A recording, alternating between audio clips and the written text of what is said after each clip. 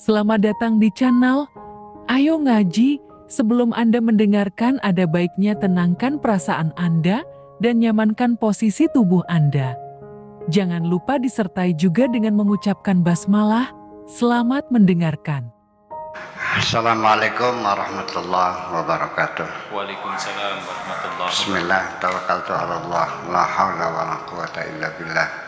Asyhadu an la ilaha illallah wa asyhadu anna Muhammadar Rasulullah. Allahumma salli ala Sayyidina Muhammadin wa ala alihi wa sahabatihi ajma'in, amma ba'd. Ada hal penting lagi yang disampaikan, bahwa penderitaan, semua orang sanggup memikul penderitaan pada saat penderita itu berkesinambungan. Orang yang menderita sejak kecil sampai tua itu orang yang semua orang bisa menanggung penderitaan asalkan berkesinambungan dan sudah lama bergelut dengan penderitaan. Yang berat itu adalah hilangnya kebahagiaan. Jadi kalau Anda menjadi orang miskin sejak kecil, Anda tidak bersedih hati Anda jadi orang miskin. Tetapi yang paling parah sampai bisa frustasi adalah orang yang jatuh miskin yang tadinya kaya. Nah ini. Kemudian yang kedua lagi yang ingin saya sampaikan ini, harta kekayaan tidak pernah terlintas dalam pikiranku ketika aku masih anak-anak. Dulu waktu aku anak-anak tidak pernah bercita-cita jadi orang kaya kok. Ya. Ini satu poin, satu premisnya seperti itu. Artinya bukan insting bawaan. Orang kepengen kaya itu bukan insting bawaan, tapi faktor pendidikan dan lingkungan. Andai karena aku tidak dicebokin oleh ibuku, sampai sekarang aku nggak cebok. Kalau aku tidak diajak bicara oleh orang tuaku, sampai hari ini aku tidak bisa berbicara. Kalau aku tidak dikasih baju oleh ibuku, sampai sekarang aku tidak pakai baju. Apakah itu Robinson Crusoe ataupun Ibnu Tufel yang bereksperimen dengan seorang anak manusia yang diperihal oleh serigala, ternyata dia jalannya merangkak kok. Dan bahasanya bahasa serigala. Bahasa itu. Jadi apa yang kita ini akibat dari insting, nama bahasa Arabnya ghariza al-muktasabah. Insting hasil dari pendidikan dan situasi kondisi yang kita hadapi sehari-hari. Itu bahwa bukan insting bawaan. Yang paling membahagiakan ketika aku kecil adalah dapat bermain dengan kawan-kawan. Itulah kebahagiaan kita waktu kecil. Jadi artinya kalau kita bisa mau berpikir lebih jauh lagi, apa yang sekarang kita butuhkan dalam hidup ini, itu semuanya bukan insting bawaan kok. Akibat dari pendidikan, pembiasaan, dan sebagainya dan sebagainya. Dulu ketika nenek moyang kita hidupnya masih berburu primitif, tidak ada seorang pun mereka yang bercita-cita ingin punya mobil. Nenek saya orang kaya raya, tapi dia tidak pernah ingin punya TV. Sebabnya apa? Belum ada TV. Kecuali kawin. Itu insting bawaan. Dan insya Allah tidak akan pernah salah masuk kok. Nggak usah diajarin semua. Karena itu insting bawaan dari Tuhan semuanya ini. Jadi artinya yang perlu kita pahami, sebenarnya kita hidup susah, ya. Dipaksa kita harus bekerja keras banting tulang, malam jadi siang, siang jadi malam, ya. Tulang kita, keringat kita diperas bekerja siang malam adalah untuk mengikuti keinginan kita. Jadi kalau Anda ingin berbahagia, cobalah langkah pertama lakukan, kurangi keinginan Anda. Artinya itu diseleksi ya. Dipilih, jangan dimunculkan semuanya. Kalau Anda keinginannya tidak dibatasi, seberapa banyaknya rezeki kamu, andaikan Kang Zidni gajinya sebulan 1 miliar, tapi semua keinginannya dimunculkan, saya pastikan Anda pasti tidak cukup dengan gaji 1 miliar. Logikanya orang memproduksi sesuatu adalah ingin dibeli oleh orang.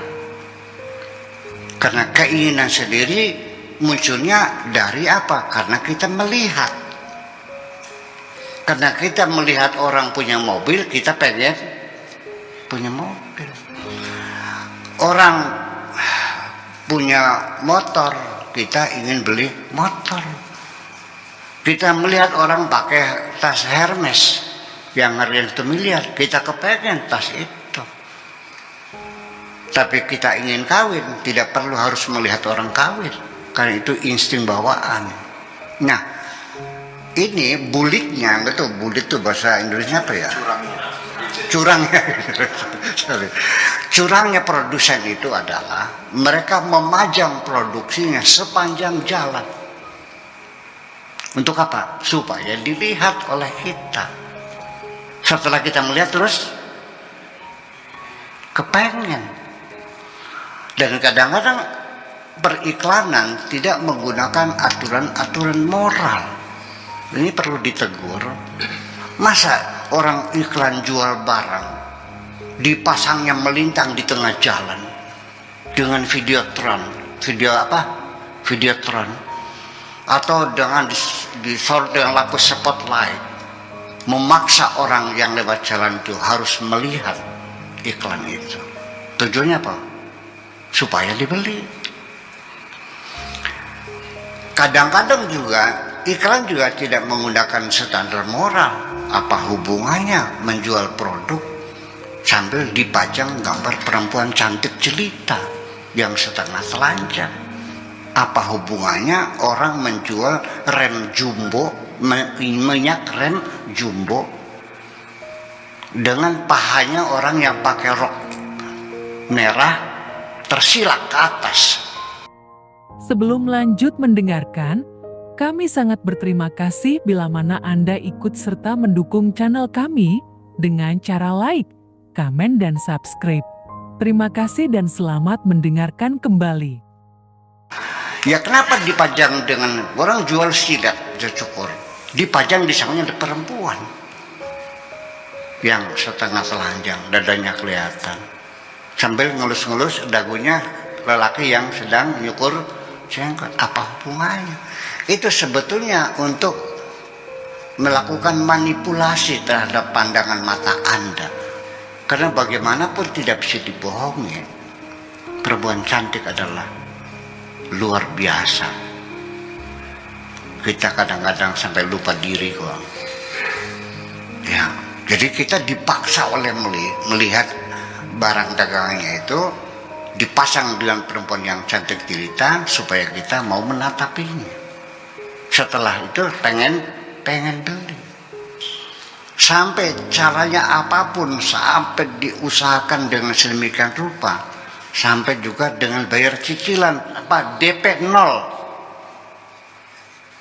diberi kemudahan-kemudahan. Nah, itu artinya setiap hari kita dirangsang untuk berkeinginan. Ini menjadi cilaka bagi kita semuanya. Makanya keinginan itu mestinya dibatasi, jangan dibiarkan semuanya keluar. Dibatasi juga, yang kita munculkan adalah hal-hal yang betul-betul kita butuhkan.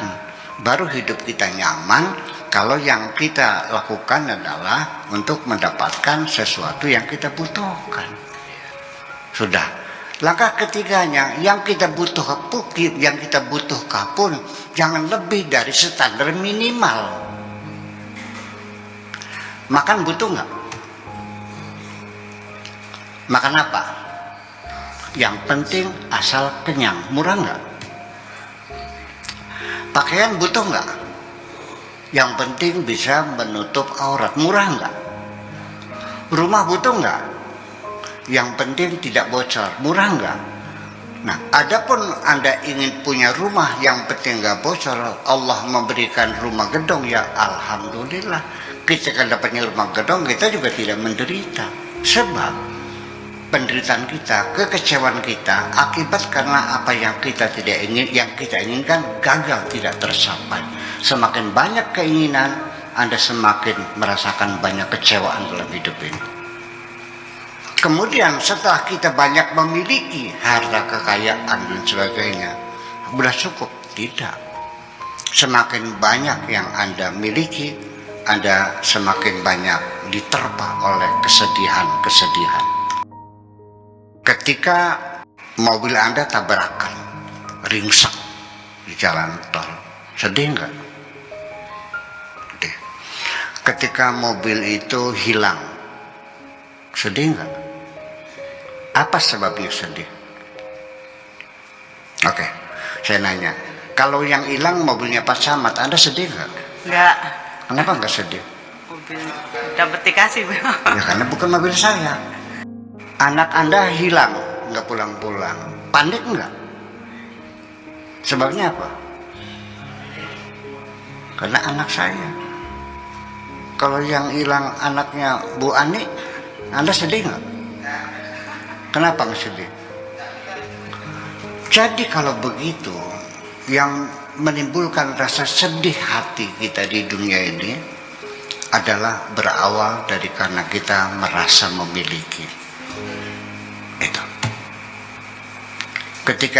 Jadi artinya jangan-jangan orang yang paling bahagia adalah orang yang tidak punya apa-apa. Bitarmi tidak pernah sedih mobilnya hilang. Tahu sebabnya apa? Tidak memiliki mobil. Karena dia tidak punya, dia tidak pernah pingsan melihat rumahnya terbakar. Sebabnya apa? Jadi kalau begitu, yang paling bahagia di dunia adalah orang yang tidak punya apa-apa. Ini dikatakan tuba liman hudiya lil Islam wa kana aishuhu kafafan wa qana'atan. Betapa bahagianya orang yang hidup di dunia tidak punya apa-apa, karena dia tidak pernah bersedih hati.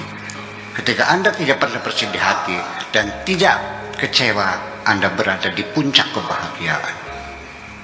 Itu yang jadi persoalan. Tetapi secara syariat Anda punya sertifikat. Sertifikat yang miliki itu bukan kepemilikan mutlak sesungguhnya. Itu hanya hak guna pakai. Apapun yang kau miliki adalah hak guna pakai sementara, fasilitas dari Tuhan. Di mana bukti itu hak pakai sementara? Dapat saya pastikan sejak sekarang bahwa apapun yang Anda miliki suatu ketika harus Anda lepaskan semuanya. Dan ketika Anda pulang kepada Tuhan, kain kafan yang akan menyelimuti tubuhmu, insya Allah tidak ada kantongnya kok. Semuanya ditinggal. Jadi artinya ketika kita meyakini bahwa semua yang ada hanyalah fasilitas, inventaris dari Tuhan selama kita di dunia, dan kita akan kembali kepadanya, dan yang kita miliki akan kita tinggalkan. Apa saja yang kita kumpulkan dan akhirnya kita tinggalkan, itu adalah main-main semuanya. Jadi ketika Anda itu bisa meyakini bahwa ini semuanya hak guna pakai sementara, semuanya adalah milik Tuhan, seperti firman-Nya, lillahi ma fis samawati wa ma fil ardi, bahwa semua yang ada di langit, yang ada di bumi adalah milik Tuhan, dan Anda melepaskan diri Anda dari rasa memiliki, sejak itu Anda akan berada di puncak kebahagiaan. Terima kasih. Anda telah mendengarkan hingga selesai. Semoga video ini bermanfaat untuk Anda. Semoga kita selalu berusaha untuk bisa bertaubat kepada Tuhan dan selalu dalam ampunan Allah Azza wa Jalla. Terima kasih. Bagaimana caranya kira-kira selesai bulan puasa, semangat ibadah kita dua kali kita hadir, kita ini pada fase berapa nih? Ada pedulian sosial terus